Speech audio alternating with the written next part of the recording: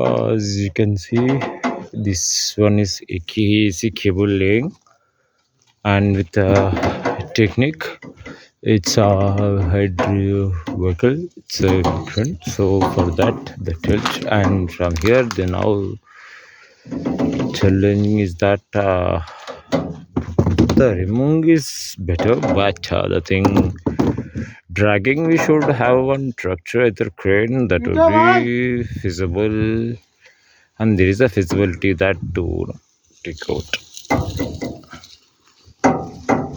as you can see. In this way we are going.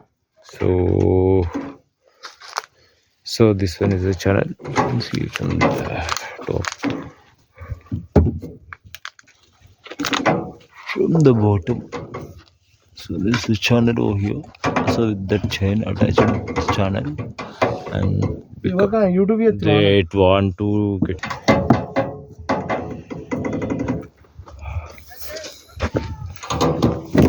This one is better, but I should have another vehicle to drag rather than manually. You should have a tractor, heavy vehicle, any other heavy vehicle to drag this.